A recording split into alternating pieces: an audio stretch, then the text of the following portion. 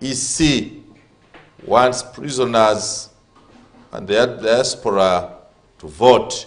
Abakashiko ebyokulonda benda abasibe abali mu makomera bakuba akalulu balonde mu kalulu ka 2026, and they also propose that Africans in the diaspora should be allowed to vote. The front page of the Daily Monitor reads that the Electoral Commission seeks provision for early voting for essential workers and wants to be given a mandate to verify aspirants' academic documents before they are nominated, and proposes to make it mandatory for candidates to declare their finances to the electoral body. I think that points to the many losses they have made by nominating unqualified candidates, but I think the duty to verify cannot be the Electoral Commission, but some other body. It will be too much for you to carry all that on your plate. Let somebody else do the verification of our academic documents. Otherwise, you want me to submit academic documents, then wait for some time, then you come and nominate. Our friends could kill us in between there, knowing that a person they fear has submitted papers. Please, EC, stick to one thing, leave the others. Kali. Security analyzes calls made near Ichuli's home. The second page of the Daily Monitor is a report that police is analyzing all calls made around Ichuli's home prior to his death. Kali, Monitor story. EC, they have written so much about ECs. Sabit family seeks his body for burial as Parliament bids farewell to Charles Sengola. You read that in the Daily Monitor. Matters de Fete Ginger Diocese seeks 300 million shillings for entertainment. As we continue the review of the third National Development Plan, NDP3, is supposed to take place tomorrow at Golf Course Hotel. Speakers, I see, are the chief guests at that. The event is sponsored by Uganda Vision 2040, by the UNDP, by Government of Uganda, and it will be broadcast live on Facebook, YouTube, at National Planning Authority, at NPA Uganda, and the chief guest is none other than Honorable Amos Lugorovi, the Minister of State for Planning, while our very own intellectual, the outstanding Dr. Joseph Muvawala, Second Executive Director of the National Planning Authority, will be there to present the NDP3, as Professor Pamela Mbabazi, the chairperson of the NPA, will be there to listen through and guide the discussions. Do you know anything about the NDP3? Have you followed up what they are saying in the National Development Plan? What does government plan to do between now and 2040?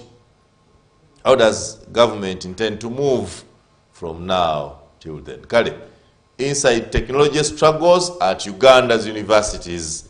Universities are trying to compete in technological innovations and advancements.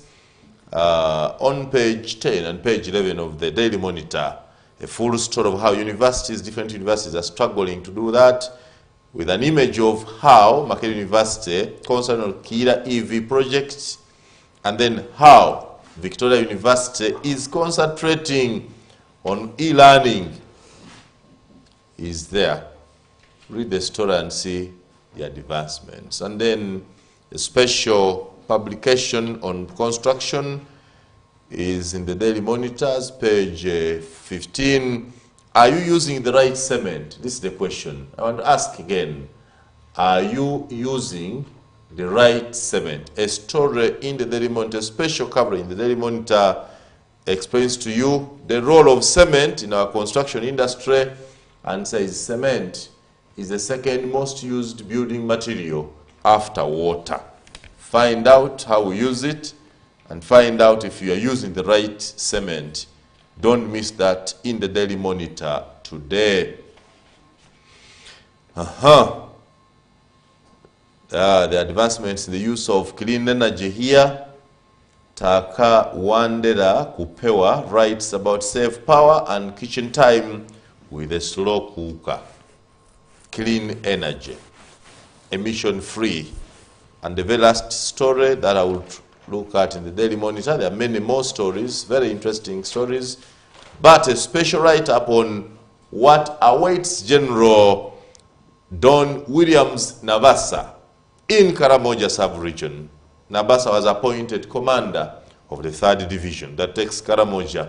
And somebody writes and says, what awaits this celebrated army officer in Karamoja? We wish Nabassa the best of luck.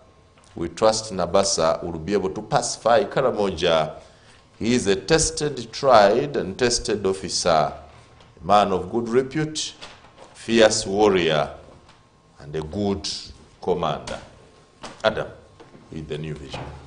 Vale, mu New Vision afulumye enkya olunaku olwaleero amawulire mangi agalimu nga bulijjo era bw'ati bw'alabise olupapula lwa gavumenti olw'oluzungu olufuluma buli lunaku.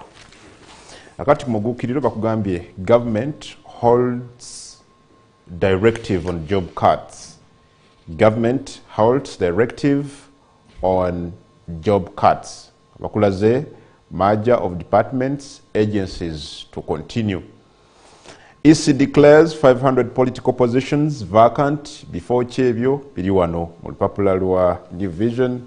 Baga Parliament honors Engola era bakulaga wano ebyabadde mu Parliament onako olwajjo olukiiko lw'eggwanga olukulu abaka bakuba eriise evvannyuma ko badde Minister Engola. Isma's family prays for justice. Fenna twongera kubasabira police ne bekikwatako balabenga eyasse Isma akolibwako ng'amateeka bwe galagira.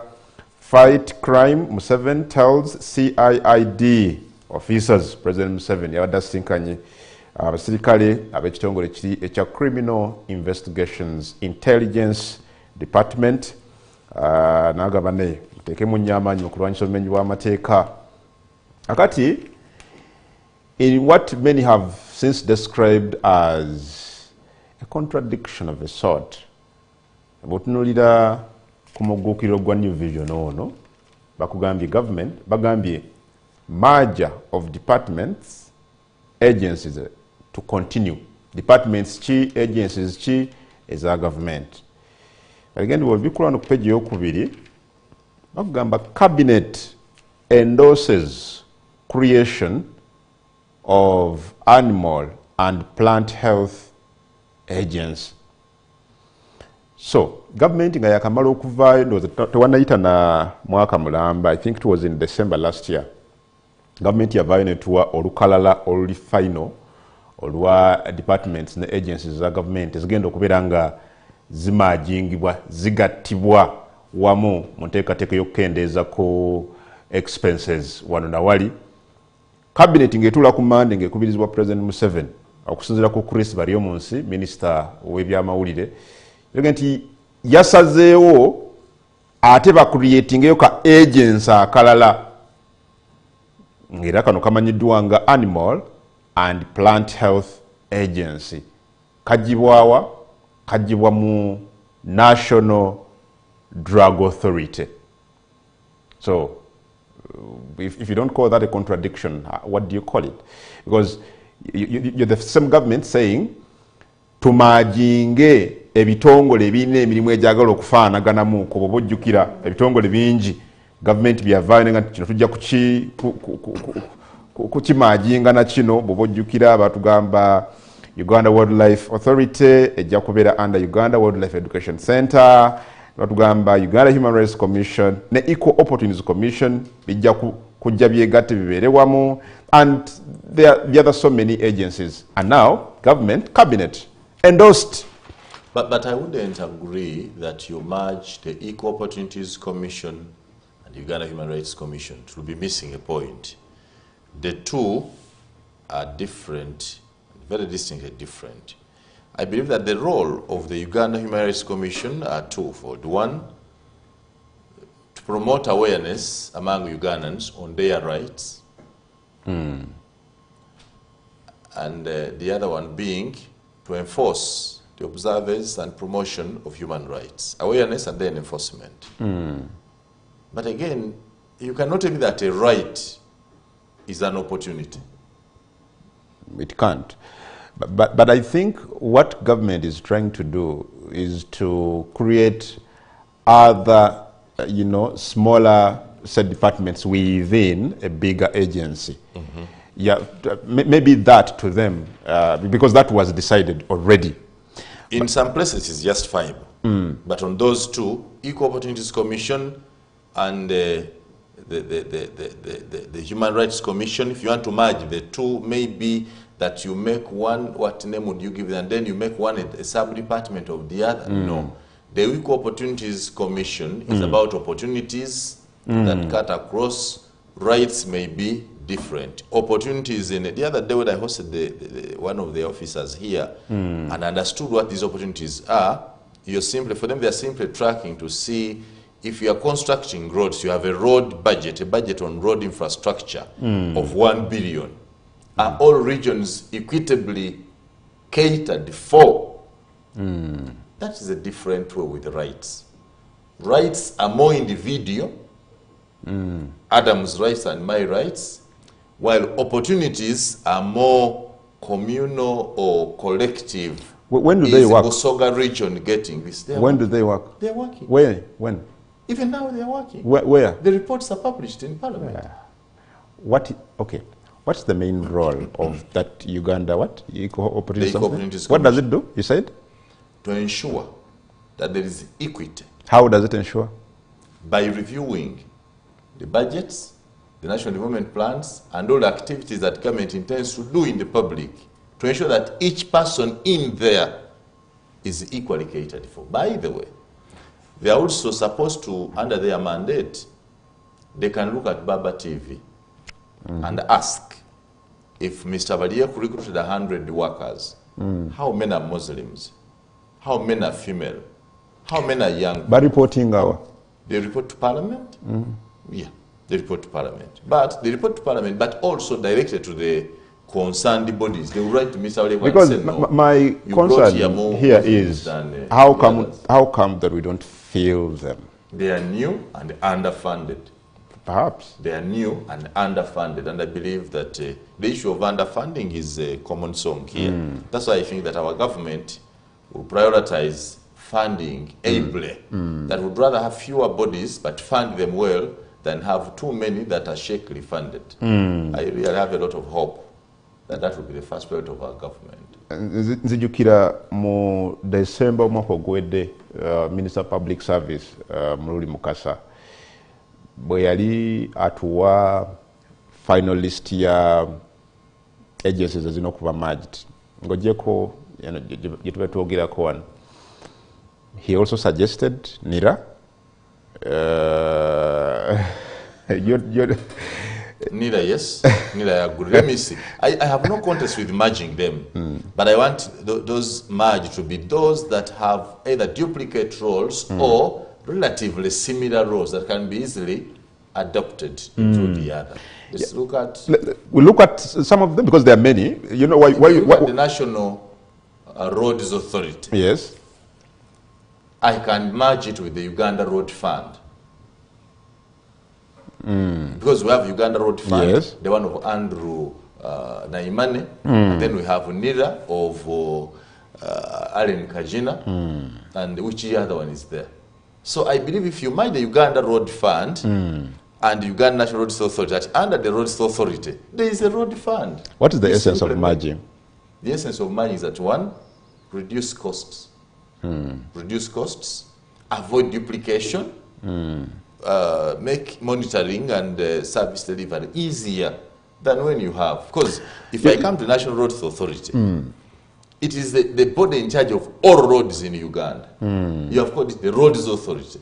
So whatever type of roads, simply categorize and make a few departments. So the director, some director of either road inspection, of some director of finance in the National Roads Authority can be in charge of the road fund. See how it is performed. So in there you'll have reduced many people. You'll have reduced the person in charge of finance in the road fund, and the executive director of the the Uganda Road Fund would be maybe a deputy director under there to look at this one. But okay, you see, Sir Simon, I really hear you and I agree with you. But we have a problem in this country, and that problem is, I think, lack of honesty with what we are doing. Kubanga, we demanded for merging of these government agencies for some good time, and when government came up to do it, we got excited, we got completely happy, but one duplication in Uganda yeringa culture. The other day twali twogera ku, for example, agencies government zeyateekawo okulwanyisa obukenuzi mu ggwanga. You have more than 3 government agencies doing literally the same thing. You have the IGG, you have the State House Anti-Corruption Unit, you have these all these bodies, units intended to do literally one job. Why? Because Mr. Museveni is a welfare leader. He intends, and now that's the problem. He loves creating opportunities for everybody. Like I was saying, I hear you hit the creation of Animal and Plant Health Agency. You know what you're doing. I could be appointed the first director. Just for welfare purposes. Yes, because I need a job. I need that job. So you never know if it comes, because I'm a fish farmer. Because I'm wondering, why come up with this now? Tukyalina bino bipendinga, government yatugamba nile genda kutwalibwa mu Ministry of Internal Affairs, nebatugamba, I have a long list of these agencies, governments yatugamba zigenda okugata. At the same time, now, tewadeta kaseera tuzze na bino. But I agree with the plant health, because for us to be able to concentrate. Why can't they put it under Ministry of Agriculture? Agriculture is already overburdened. What are they doing better? What are they doing? Because you see, under agriculture, what do we have in agriculture? We have agriculture, animal husbandry, then fisheries, ministry. So what is that new thing that animal and plant health agency is going to do? Plant health. Plant health. No, there is animal. There is animal. Yes, and plant health. Animal could be said. The health of animals and plants? No, plant health would be, how do we manufacture these plants? I mean, then how do we that falls under Ministry of Agriculture. How do we make use of them? So how do we protect them? I don't know whether you're getting me.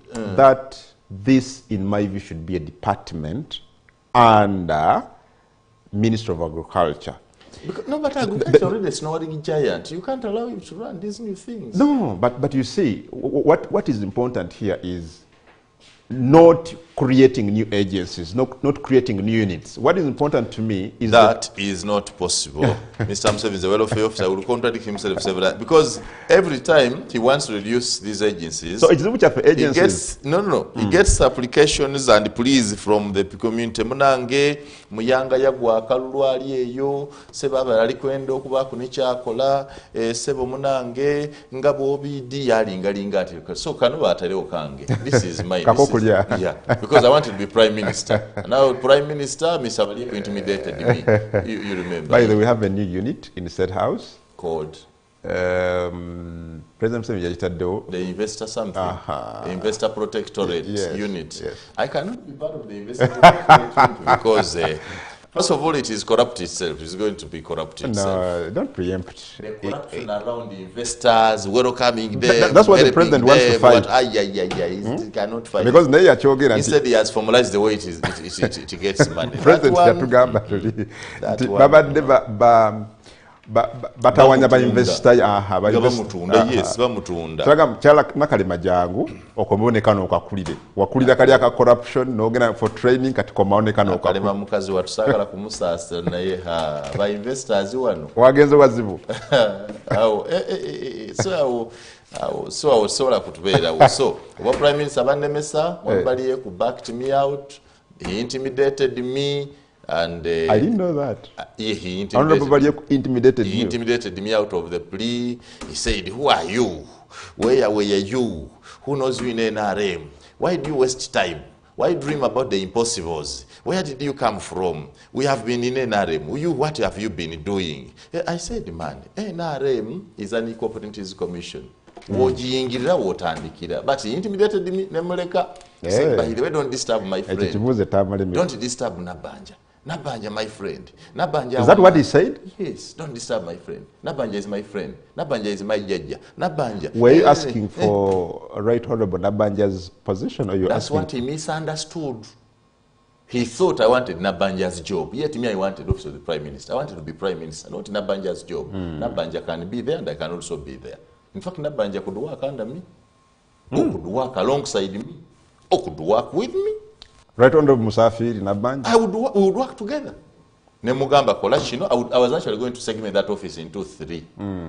Resource mobilization, resource allocation, and resource monitoring. I would give one of the unit, the directorates under that, to Muchala Nabanja because he's a very good mobilizer. Yeah, very good. Yes, so, Mama Nabanja. But that one I'll never forgive. Balieko intimidated me. People have been asking me, what happened? What happened? What happened? It is Mr. Balieko intimidated me. I thought you could stand by your aspiration. Crying for the office of the Prime Minister.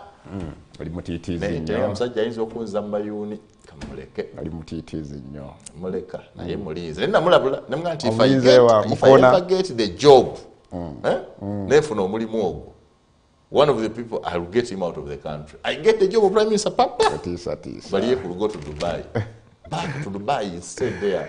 I'll deploy him as our trade attaché in Dubai. Get out of Uganda, go there. 20 years out of Uganda. Katugende Mbukedde.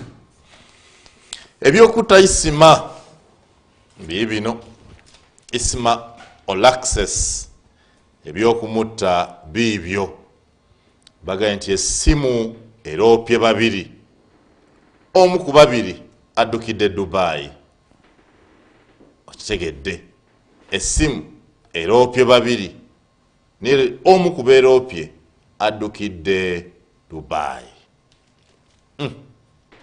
Jebiri mu Bukedde olwaleero mu Bukedde ono era mulimu omukyala wano ku muko gwa ssanyu agambye nti okunjagala ebituufu ono mulage ku bantu bannaye ya rabbi marhaba okunjagala ebituufu ogwo gwe mukogo kwa gwe nsoma mu lupapula olwo my blaza omulabi gwe shafikiraga ekintu bulungi omulabi okunjagala ebituufu Mashallah. Shimpe emirembe naye mukama. Mashallah. Togezeeko mu ggulu kubanga wano mu Uganda wano ku nsi. Mashallah. Mashallah. Agambye mbu okumwagala ebituufu. Mary Kiragga. Kimuwa emirembe. Kimuwa emirembe. Naye njagala kumusaba nti bw'oyagala kwagala bituufu. Agezeke wala.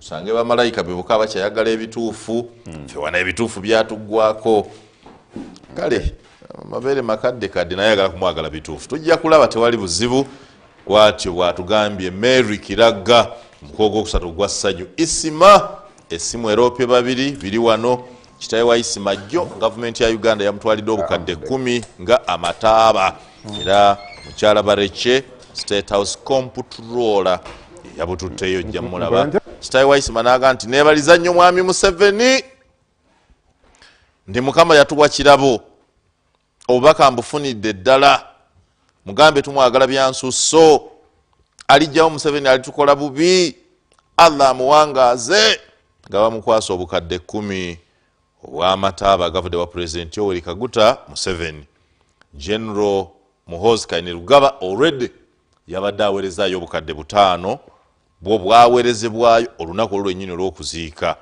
kale amaka ga Pulezidenti obukadde 10 ne next President obukadde 5 kiba kimala n'abalala bwe banaagattira ninda kuwulira bano bannaffe nabo kye bawaayo ngamba babuloga temunfuna obubi kubanga mutera okunfuna obubi babuloga bagenda kukola batya nabo tuwulizeko yabadde Pulezidenti waabwe tulinde okumanya kye banassaayo ate n'aba opposition nabo abadde abakolera badde muntu waffe twagala okutegeera kiki ekinaava mu NUP kiki ekinaava mu FDC especially NUP kubanga yabaagala nnyo ate n'abavuma nnyo yebadde enkola ye ng'akwagala nnyo n'akuvuma na nnyo kale KCCA era budde aba business abatalina bifo bantu we beeyongeza muteekwa okuba mu kifo kyo ng'aliwo wonaabira. Wuuno Nassaz eyajagalaza bannakampala n'amazina bamukulaze akola gwakuzina n'afuna ensimbi wabula ye Nassa naye Mukama Katonda. Bino biri muno mu bukedde w'olwala. Ab'Ejjinja basondeza ebikujjuko e Namugongo bambi bakyasondayo beegatteko. Wuuno abakazi beeyongedde obuyaaye bannaye Mukama tulabye Busoga. Naye Mukama Katonda abakazi mwe tuli bakolera ki? Ebyavudde mu kukebera omusaayi bikanze taata atutta abaana bana ku musaayi ababiri si babe byabbulamu amannya g'abazadde be si babe ne bakazi mu obuyaaye buno muli butuusaawa Mukama. Ya Rabbi ani yatondera abakazi mu nsi muno kiki ddala kye mutukola? Omusajja yatutta abaana bana ababiri yababbulamu yamubbulamu linnya lya kitaabu mulala lya nnyina benyini be yabbulamu amannya g'abazadde be babadde asinga okwagala. Omusaayi gwamugambye nti abo si babo. Nyaabwe ye Regina Naabiri otuswaza.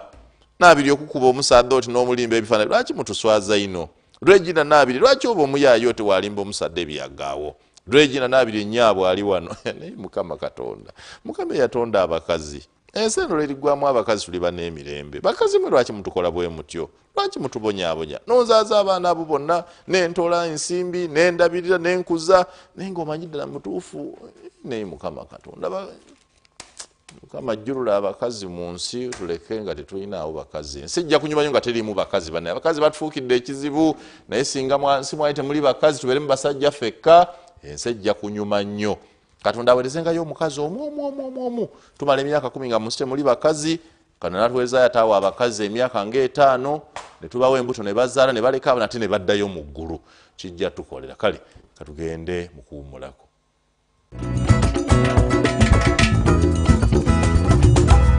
Agempapula n'emikutu mugangamuka ku Baba TV.